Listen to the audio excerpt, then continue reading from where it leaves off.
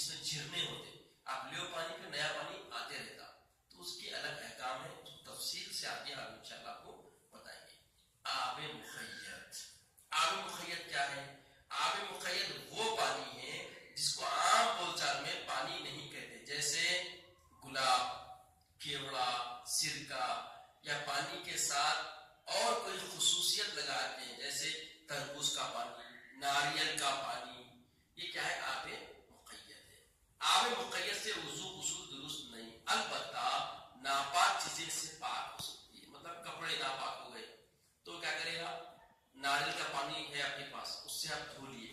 تو کیا ہو جائے گا؟ کپڑا پاک ہو جائے گا، کپڑا کیا ہو جائے گا؟ پاک ہو جائے گا۔ اپنے ہاتھ پیر پہ لگ گئی، ذرا سی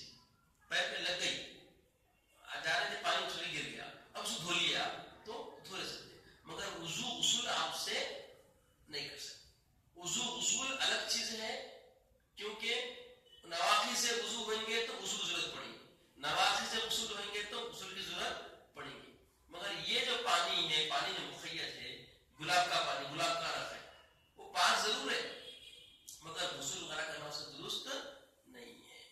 اب اس کے بعد بولے آب مستعمل۔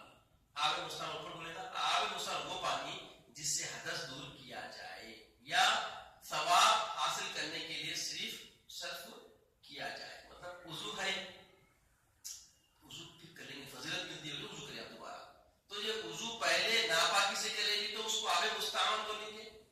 اور وضو رکھ کے پھر وضو کرے گی تو وہ آب پانی کیا ہوگا؟ آب مستعمل کہلائے گا، بشرط کہ وہ پانی جسم سے ٹپک چکا ہو اور جسم پر بظاہر کوئی نجاست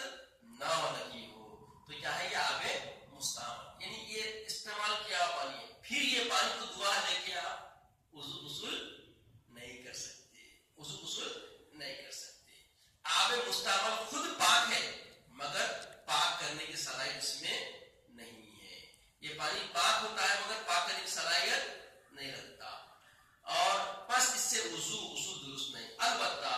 نجاست حقیقی دور کر سکتے، مطلب اب وضو ہے آپ کو پھر وضو کرے، وہ پانی اب وضو کے قابل تو نہیں ہے مگر کئی نجاست لگی ہوئی ہے کپڑوں کو کہیں بھی، تو وہ پانی لے کے آپ اس نجاست کو دھو سکتے، وہ نجاست کو دور کر سکتے، مگر آپ کو حدث والے کو پاک کرنے کا اہل پانی نہیں ہے، وہ پانی حدث والے کو پاک کرنے کے کام میں نہیں آئے گا۔ آب مستعمل کا پینا یا کھانے کی چیزوں میں استعمال کرنا مکروہ ہے، یعنی اب وضو ہے پھر وضو کر کے وہ پانی جمع کر کے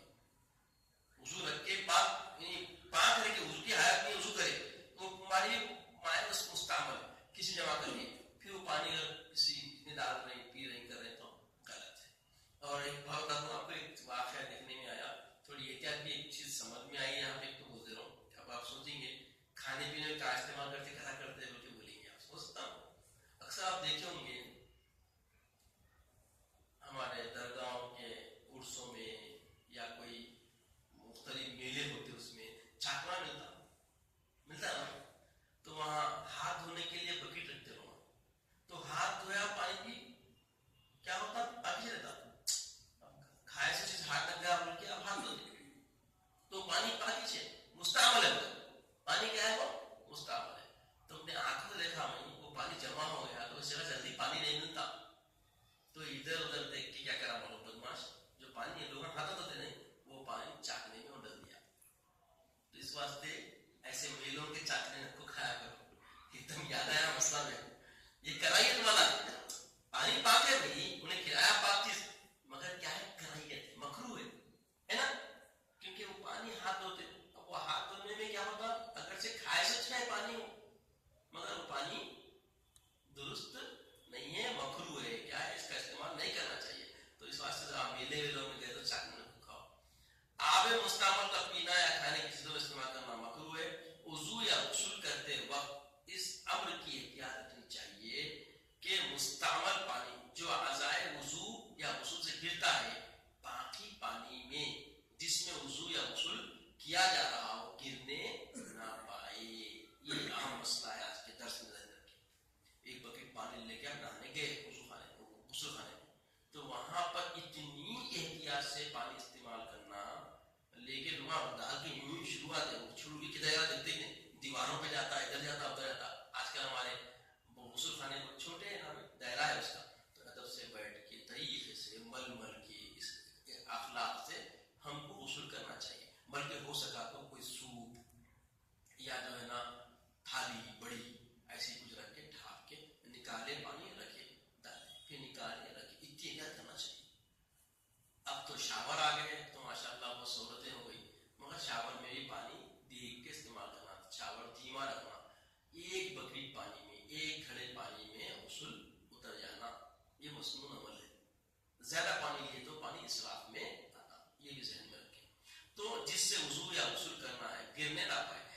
کے مستعمل پانی کے متعلق علماء کا مختلف اختلاف ہے.